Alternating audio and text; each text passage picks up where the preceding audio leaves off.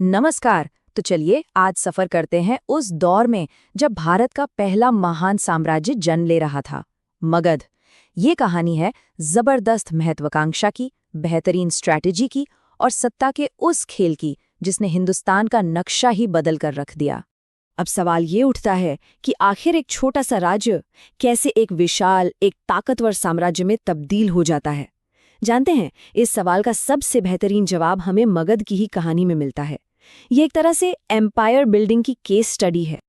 तो आज हम क्या क्या देखने वाले हैं? सबसे पहले हम देखेंगे कि मगध की शुरुआत कहाँ से हुई। फिर बात करेंगे हर्यक वंश की, जिसने इसकी मजबूत नींव रखी। उसके बाद महत्वाकांक्षा और धोखे की कुछ दिलचस्प कहानियों पर नजर डालेंगे। और फिर देखेंगे कि कैसे नए नए राजवंश आए, राजधानियां बदली और आखिर में ये सब कैसे मौर्य साम्राज्य के उदय का रास्ता बना गया। तो चलिए कहानी को शुरू से शुरू करते हैं। पहला पड़ाव, सबसे पहली जड़ें, जहां से मगध की गाथा का आगाज होता है। इतिहास में मगध का सबसे पहला नाम जुड़ता है बृहद्रथ से। इन्होंने ही सबसे पुराने राजवंश की नींव रखी और अपनी राजधानी कहाँ बनाई?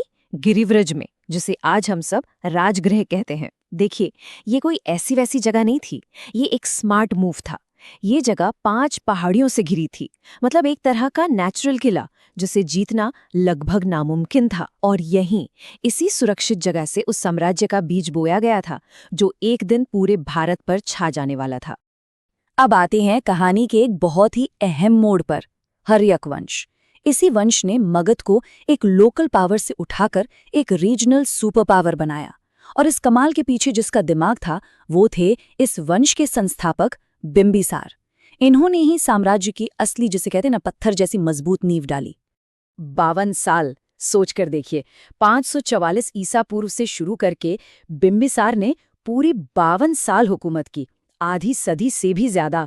उस जमाने में जहां राजा आते जाते रहते थे, इतना लंबा और स्टेबल शासन मिलना ये किसी वरदान से कम नहीं था। और इसी स्थिरता ने मगध को तरक्की करने और फैलने का वो मौका दिया जो शायद ही किसी और को मिला हो। बिंबिसार, आप कह सकते हैं, एक बहुत ही शातिर रणनीतिकार थे। उनका फॉर्मूला था ट्रिपल स्ट्रैटेजी। पहला, मिलिट्री पावर, जहां जरूरत पड़ी वहां ताकत दिखाई और अमीर अंग राज्य को जीत लिया। दूसरा, डिप्लोमेसी यानी कूटनीति। उन्होंने अपने मशहूर रॉयल डॉक्टर जीवक को अपने दुश्मनों का इलाज करने भेजा। सोचिए क्या कमाल का मूव था, दुश्मन भी दोस्त बन गए। और तीसरा, मैरिज अलायंस। उन्होंने शादियों के जरिए अपनी ताकत को और मजबूत किया।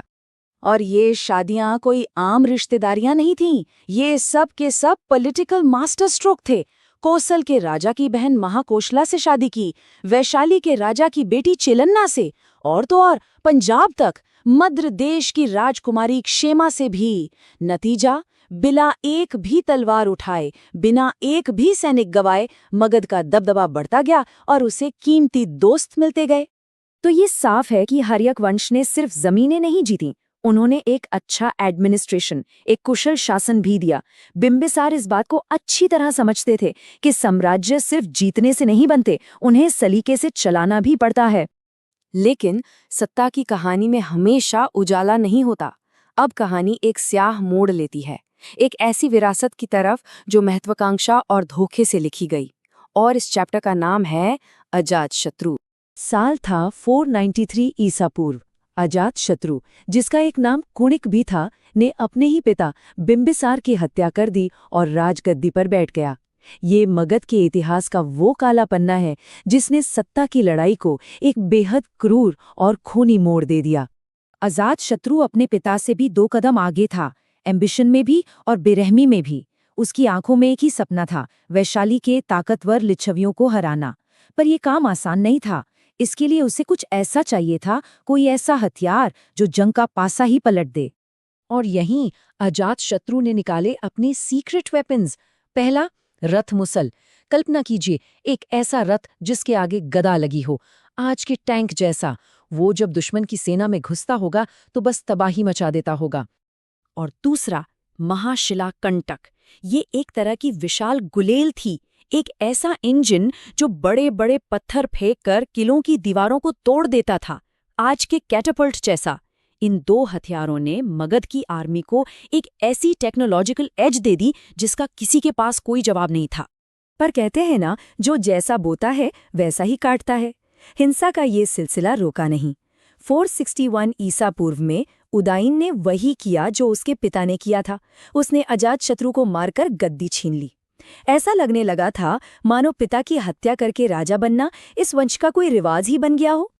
चलिए अब कहानी को और आगे बढ़ाते हैं, एक ऐसे दौर में जहां नए वंश सामने आते हैं और सत्ता का केंद्र यानी राजधानी भी बदलती रहती है। ये दौर था शिशुनाग और नंद वंश का। तो पावर ट्रांसफर हुआ कैसे? देखिए, सबसे पहले तो हर्यक वंश के आखिरी राजा नागदशक, जो कुछ खास काबिल नहीं थे, उन्हें लोगों ने ही गद्दी से उतार दिया। इसके बाद 412 ईसा पूर्व में उनके एक मंत्री शिशुनाग ने शिशुनाग वंश शुरू किया, और फिर इस वंश के बाद आए महापद्मनंद, जिन्होंने नंद वंश की नींव रखी और मगध को पहले से भी कहीं ज्यादा बड़ा बना दिया। इस दौरान एक और मजेदार चीज हुई, राजधानी को लेकर, जैसे कोई म्यूजिकल चेयर चल रही हो। शिशुनाग ने कैपिटल को पाटलिपुत्र से वैशाली शिफ्ट कर दिया। शायद वो वैशाली पर अपनी पकड़ मजबूत करना चाहते थे। लेकिन उनके बाद जो कालाशोक आए, वो राजधानी को वापस पाटलिपुत्र ले आए। और ये भी एक स्मार्ट फैसला था, क्योंकि गंगा के किनारे बसा पाटलिपुत्र ज्यादा सेंट्रल और स्ट्रेटेजिक लोकेशन थी। तो कुल मिलाकर शिशुनाग और नंद वंशों ने मगध के विस्तार का काम जारी रखा।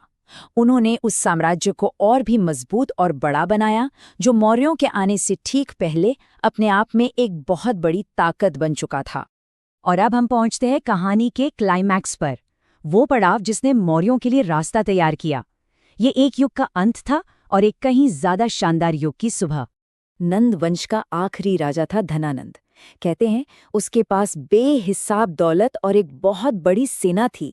और एक बहुत ही दिलचस्प बात, वो उसी समय भारत में था जब दुनिया जीतने निकला सिकंदर भी भारत की सीमाओं पर था। सोचिए, इतिहास किस करवट बैठता अगर इन दोनों का आमना सामना होता। लेकिन इतिहास को कुछ और ही मंजूर था। धनानंद को हराया एक नौजवान ने, जिसके इरादे फौलादी थे, चंद्रगुप्त मौर्य। चंद्रगुप्त ने सिर्फ नंद वंश को ही खत्म नहीं किया, बल्कि मौर्य वंश की स्थापना करके मगध को एक रीजनल पावर से भारत के पहले पैन इंडियन एम्पायर में बदल दिया।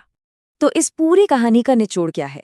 यही कि मौर्य साम्राज्य की जो शानदार इमारत खड़ी हुई, उसकी नींव हर्यक, शिशुनाग और नंदों ने ही तैयार की थी। ये एक लॉन्च पैड था। मौर्यों की कामयाबी कोई रातों रात का करिश्मा नहीं थी। इसके पीछे सदियों की मेहनत, स्मार्ट प्लानिंग और लगातार चले संघर्ष की कहानी थी। तो आखिर में एक सवाल हमारे सामने खड़ा होता है, क्या मगध का उदय सिर्फ कुछ बेहद महत्वाकांक्षी राजाओं की कहानी है, या फिर ये एक ऐसी स्ट्रैटेजी और ऐसी ज्योग्राफिकल लोकेशन का नतीजा था जिसे कोई हरा ही नहीं सकता था? शायद जवाब इन दोनों के बीच में ही कहीं छिपा है। सोचने के लिए एक दिलचस्प सवाल है ना?